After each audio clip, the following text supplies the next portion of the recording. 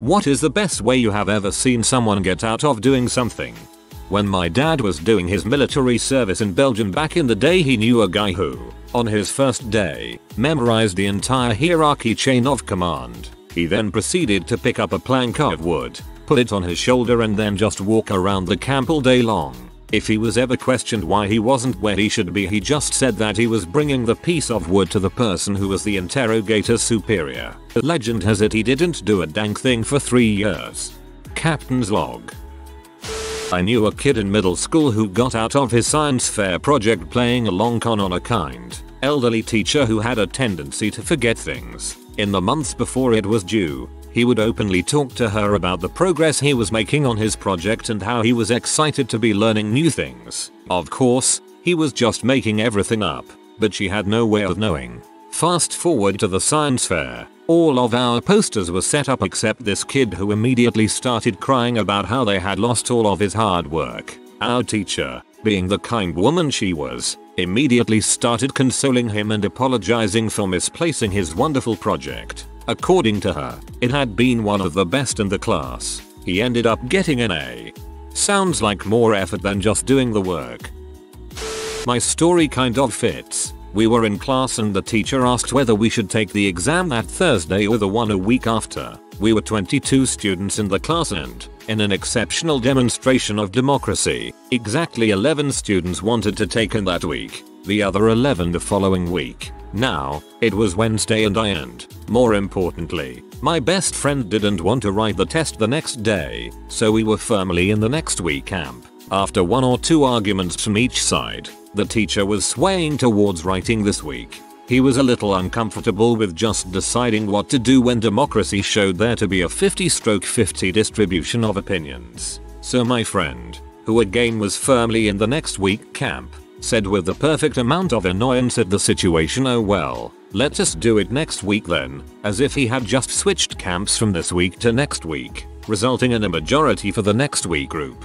The teacher totally didn't realize and immediately said, "Great, so we'll do it next week," with a certain satisfaction, as if he had just witnessed one of his students taking one for the team. It was glorious and we still laugh about it to this day.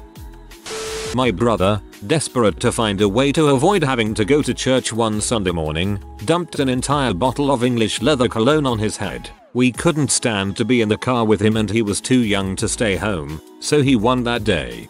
I love the simplicity and self-sacrifice of this one. When I was in high school, we all had to do a presentation in our government class. Day of the presentation, procrastinated to the point I couldn't even attempt to make it and was just going to tell our teacher when he called on I didn't have anything. Well, right when he called me up, he got a phone call from his insurance adjuster regarding an accident he had and walked out of the room. So I get up and tell everyone I don't have anything prepared, and when Mike gets back in the room to clap as though I just gave a great presentation. So he walked and they clapped and I got an A. My current girlfriend was in that class with me and gets pee about it to this day. This one is great. I love it when high school can actually do something together. If my parents were talking to my relatives and then they want me to talk to them, I make sure I'm either taking or at least pretending to take a long dump on the toilet. "Aunt so and so, would you like to speak to Jenna Rauskin?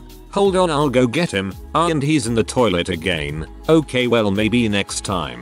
Not exactly the best or creative way, but it works to get me out of dull repetitive conversation about my studies and who I'm gonna marry. I used to just run, not walk, out of the house when phone calls or visitors I wanted to avoid came in. I could see them pulling up in the drive or hear my mom greet them on the phone, and I was off like a shot out the back door and down the street. They can't make you talk to them if they can't find you. I'm sure others have had similar experiences, but I worked a retail job where we had to set up aisle displays. One of my co-workers never had to do them and we all hated them. I asked him why he is never forced to do them. He said when they give you one, just do it completely wrong. When they try to help you, you can't understand. The directions are just like Greek to you. After going through that, they will never ask you to do one again. Make sure you don't do that somewhere you want a promotion. They will assume you are a dumbass and never give you crap. My friend R.'s bachelor party. End of a long night bar hopping. We stop at a pizza joint. He's pretty wasted. so I'm encouraging him to eat a slice of pizza, soak up some alcohol. He gets tired of me pestering him, yells I don't wanna eat the pizza, picks up the slice of pizza, and hurls it over the heads of 2 cops seated at the counter, smack into the wall. Chaos ensues, everyone yelling, my friend, runs for the door, another friend, J close behind. The 2 cops are right behind, and one of them grabs J's shoulder. I'm right behind the cop, and stupid me grabs the cop's shoulder and yell it wasn't him. He knocks my hand off his shoulder, apparently takes me at my word, and continues out the door to catch We all end up outside. The cops find no trace of and finally give up and go back inside. We're all scratching our heads wondering where the frick went. When we hear hey guys, the slick sucker was leaning nonchalantly against a signpost 10 feet away where he'd been the whole time. The cops, and everyone else, were so busy looking for someone sprinting away that we completely didn't see him right in front of us. I actually believe this. When we were little, I shared a room with my 2 younger sisters. Whenever we would have to clean our room we would play a game called Don't Wake Daddy. Conveniently, I would always make sure that I was the dad. The game consisted of laying on the bed pretending to be asleep while the others cleaned up as fast as they could, while being silent. If you made noise and woke up daddy then you lost. Hehe. I played a deaf daddy and could get them to clean up the majority of the room while I just laid there pretending to not hear them. This was a board game in the early 90s.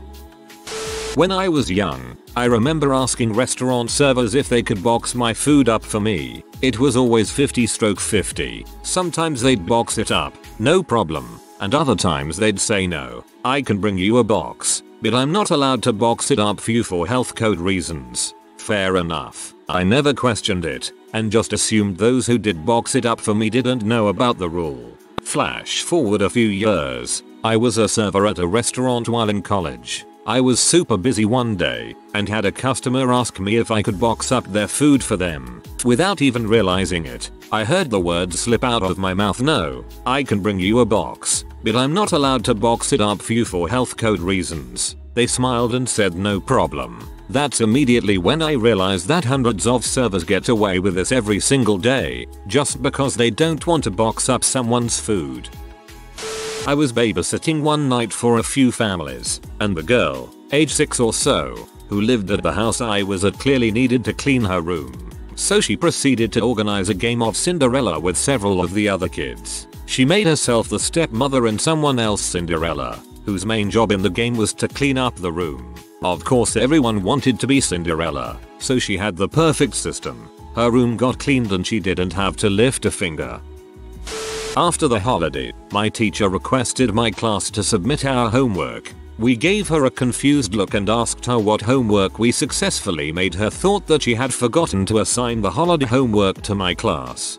We used to have drunk teacher. We did this all the time. My friend's dad was always antisocial, but my wife and I have known him since we were high school sweethearts, so when it was time to get married we invited him. The trickster went and died in his sleep the day before the wedding just so he wouldn't have to go. Little scamp. Well, that's extremely dedicated. I remember riding in a friend's car, full of high school students, headed to some guy's house. A girl in the backseat with me texted her mom to call her. The mom calls and the girl has a conversation that I noticed was getting weird when the girls asked why can't I go mom, and then mom, why can't I go, and then why won't you let me go mom. She got dropped off at home a few minutes later. I'm positive her mom would have let her, but she used that question over and over to communicate that she didn't want to go and her mom was her way out. Quit his job. First day this guy was hired to work in a warehouse. 8 AM start. Watched him walk out at 8:02. Asked the boss what did he leave in the car. Boss looks a bit stoned at me saying I asked him to sweep up something. Frick this. I quit. Similar, in a restaurant I work in we put everyone who has a trail day as a food runner, so they get to know the table numbers and food we serve. I explained this to a new girl and she walked out. I told her it was just for one night. My older brother likes to move, like a lot. He is one of those people who was about 35, didn't support himself, and lived in complete filth but has done tons of grad school. We get to his apartment to help him move. and there are just huge piles of dirty laundry and nothing is packed. Obviously my dad did not want to help, so he came out with a case of vertigo. We thought he had a stroke and ended up in the hospital. Spent the next 3 days in my condo drinking beer and watching basketball. You know, you could have just skipped this whole sentence. He is one of those people who was about 35, didn't support himself, and lived in complete filth. With the closing statement, has done tons of grad school. In high school, my buddy Kevin didn't have any plans on joining the military. I guess the recruiters couldn't take no for an answer, so one day he just started openly telling them he was gay, and that was the end of that. And now he's married to a real nice guy, really commits to the bit. Kevin does. Being Jewish, I am not trying to be funny or anti-Semitic. There is a ton they can't do for religious reasons, like operate the thermostat on a Saturday. It's life's little moments of get someone else to do it. As a Gentile, I have been asked on the sidewalks of Hoboken to turn on the AC at a Jewish community center. Trippy the first time you get that question. Thou shalt not operate AC on Saturday, Tanakh. A relative of mine was in her early 30s and about to get cut off financially by her parents. So she got pregnant. They scooped her up like she was 15. And now she and her baby live in their 5,000 square foot house where she has no job, throws pool parties for her mom's group, dresses her not yet walking baby in $60 shoes, and talks about how hard it is being a single mother. Amazing. What the frick? I hated school as a kid. Hated it. Bullied for being fat, shy, wearing glasses, being poor, having short hair. I'm a girl, always being the new kid. Mom followed the money in her job field, so when I was 12, I faked sick. My mom, being a single mom, couldn't take off work so I got the run of the house. Perfect situation, right? So I kept faking sick, faked puking, faked stomach aches, faked fevers, severe sore throat, etc. After a few months, 3+ weeks out of school, not all at once, and multiple doctor appointments where nothing could be found wrong, they decide to take my tonsils. Tonsils taken. I get ice cream and more days off school. No regrets. Not necessarily the best way, but back in secondary school my friend didn't want to sit through the last hour of graphics class, so he headbutt the table to break his nose and leave class. Man, I could never balls up, but always imagined smashing my face on a desk to get out of class. Thinking about it at work right now, but they would just make me work with my nose all bloody. At my high school, during your 12th grade year, each student is supposed to write a research paper. It is supposed to prepare us for writing college papers, and even though they are like 7ish pages, they are a pretty significant part of our final grade. Well, one of my good friends is notorious for procrastinating and forgetting to do things, and his English teacher, who was pretty forgetful and totally checked out, was leaving the school at the end of the year and going through a pretty tough divorce. He ended up totally forgetting to write the paper, despite multiple deadlines for the rough draft, source list, etc. However, he was able to convince his teacher that not only had he turned in all of the other aspects of the paper, but that the teacher lost his final copy. Well, the teacher believed him and ended up giving him a B on his paper. Her reasoning was, I need to put a grade in, and since you don't have a paper to grade, I will just put in your grade in the class as the paper grade. He only told me and 2 other of our friends because he knew if word spread too much he'd be in big trouble, and the teacher would be too. Had a friend who would always say word after anything you would say. That movie was pretty good. Word. Let's go eat at that new place. The sandwiches are nice. Word. After a while, his wife had enough and forbade him from saying word, so he made up a different word and started using that. I actually kinda liked the prequels. Sknerdy. Tacos are the perfect food. Sknerdy. Leonardo DiCaprio will never win an Oscar. Sknerdy. After a week, he had pushed his wife over the edge. She yelled at him and told him he couldn't say sknerdy anymore. So he turned to her and said, word. Scrooby. Dog. My time to shine. A few years ago, I worked at a library that was literally a 5-minute walk from my home. Nice job. But on this day in particular it wasn't so great. We were swapping some of our stuff with another library, and I started my shift just as the truck full of books pulled up. I did my best to look really happy and busy at my station that I usually worked, comfortably in the back next to the air conditioner, repairing and replacing the covers on books. It wasn't enough. I simply looked too young and spry to my boss, who immediately sought me out to help unload crates filled with books. I sighed with disappointment but got to work. About 10 minutes in, I hear a loud click followed by a sharp snap that surprises all of us. Everyone took a quick step back instinctively except for me, as I was carrying a huge box that was too heavy for me to move in time. Apparently part of the tailgate was under too much strain and it simply snapped off, dropping a large amount of metal and crates of books onto my legs. Somehow, I wasn't injured, and I knew as much immediately, looking down at everything now fallen on the lower half of my body. It certainly didn't look that way. So of course I immediately shouted, "Oh God," my legs, and began frantically pulling myself out of the book pile. Through my tears of suffering I managed to convince everyone that I was fine but in intense pain. But I didn't want to waste more time, so I'd just go back to repairing book covers so I can sit down and recover while still contributing. They bought it completely. After we made sure I was truly uninjured, I filled out a workplace accident report and happily moved back to my favorite spot by the air conditioner. I still feel a little guilty for convincing my co-workers that I was in crippling agony. Every weekend when I'm home and my parents ask if I'm coming to church with them, I avoid it with one phrase: "Hadn't planned on it."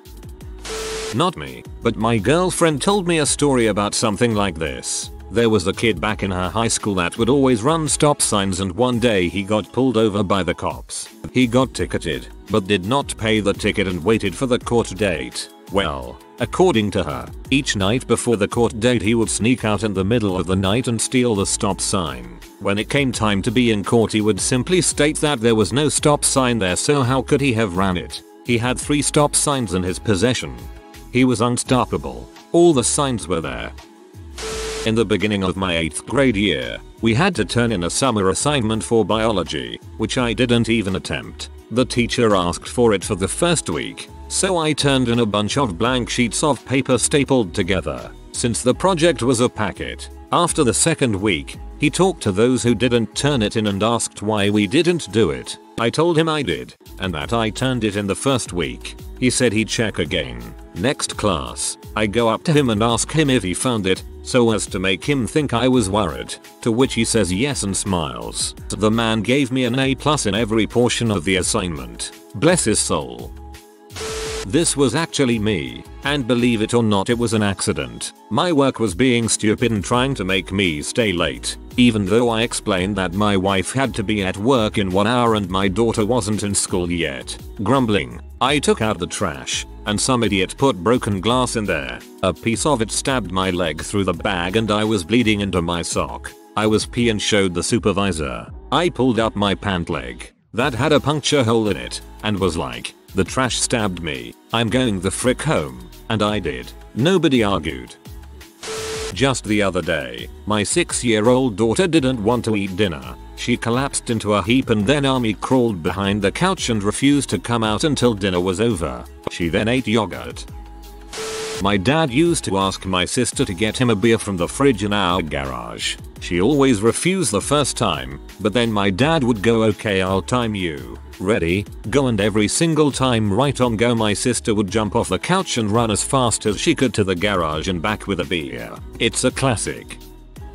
As a kid I couldn't get out of school unless I could prove I was sick. One day I was desperate to get off school, so I asked my mom if I could stay home. She agreed, but OLG if I had a fever or had been sick. Now I knew I was perfectly healthy, so there was no chance I would have a temperature. So as she was digging in the bathroom, I rushed UK the kitchen, grabbed a cup of soup, an English brand for a powder just add water soup. This one was some cream of garlic flavored concoction with dried veggies. I distinctly remember small carrot cubes, and I threw it into the toilet. I then weakly called out, "Mom, I've been sick," and she came over, looked at it, clearly holding her breath to not gag, flushed the toilet and told me to get into bed. I later admitted to my dad what I had done, about 20 years later, but still. PS. Once as a very young kid, like 7 or 8, I put a thermometer on the radiator to make it look like I was sick. My mom didn't even blink when it showed something like 45°C,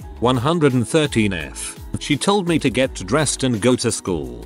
I used to run the thermometer under hot water to make it shoot up, and then just shake it down until it was in a reasonable fever range 101. Back in high school we had a history teacher that was pro-fascism. When it was time for the exam, one of my friends went to a record store before school and bought a CD of one famous singer who has fascist nationalistic songs and told the teacher he loved his songs and if he could be excused from writing the exam. She said yes.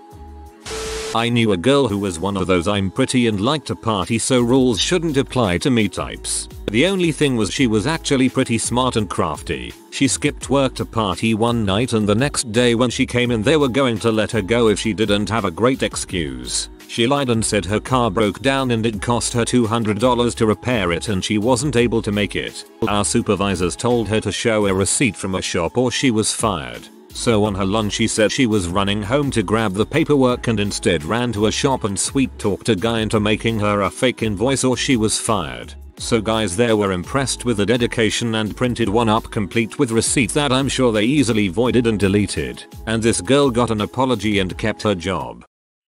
I remember in high school physics we had a very old teacher and sometimes he would be sick and not notify the school or just plain forget about class. Instead of alerting a teacher or doing something stupid, our class would just shut the door and turn off the lights inside. No one caught on and people either worked on other work, left to smoke, or chatted quietly. Best way of getting out of class, pretending there is none.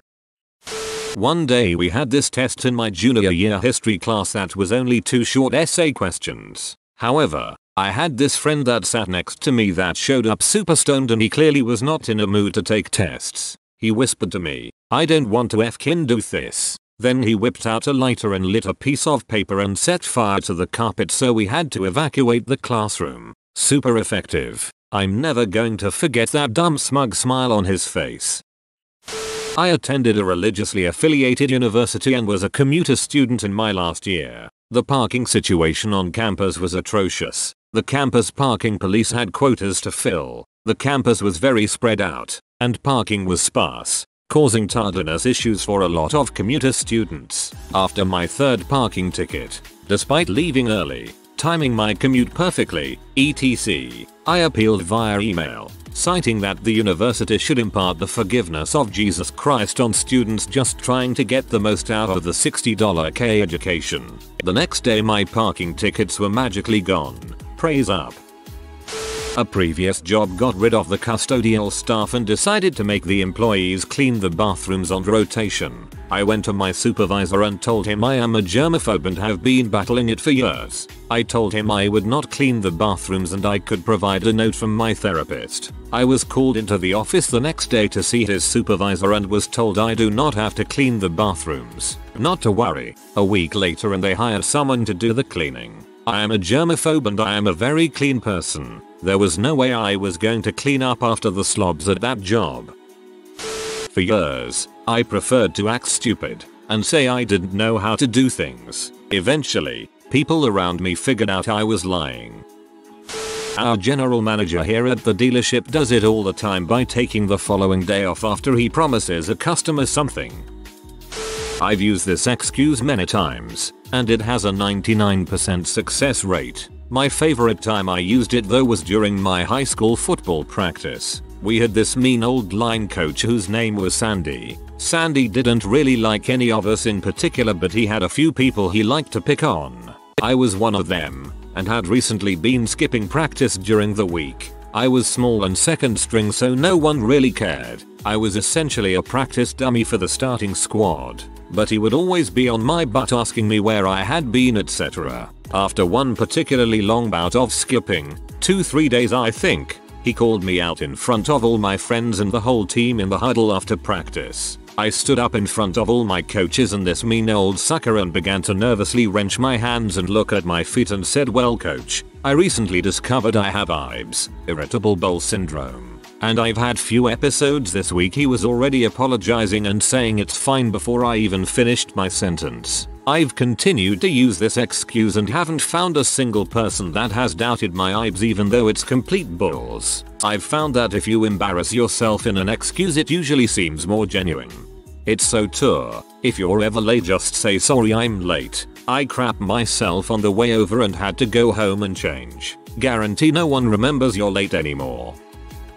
This one time I saw a guy talking to another guy. Guy 1 was all like, "Hey man, my sister's birthday party is tomorrow afternoon. You should totally come." And then guy 2 said, "Nah, I don't really feel like it." And then guy 1 was like, "Okay, see you later then." I have a similar story. Guy 1 was like, "Dude, let's go downtown." Guy 2 replies, "No thanks." I offered to help a friend move in exchange for some alcohol, and then I got drunk while moving him out of the old place. When we started to move him into the new dorm, I convinced him it would be funny if I didn't touch anything in front of the security guard. Not even the door. I wouldn't talk or acknowledge anyone. I would pretend to be a ghost, and if the guard mentioned me, I would say, "You can see me." Of course the guard didn't even look at us the whole time, so I ended up doing no work at all moving him in. It was great. Your friend just didn't want your drunk butt breaking his crap.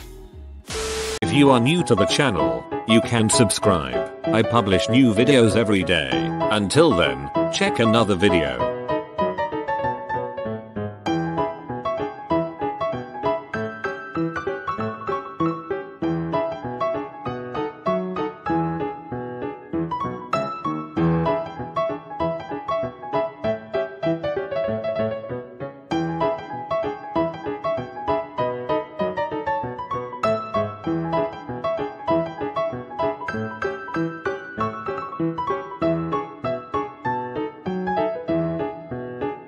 Bye for now.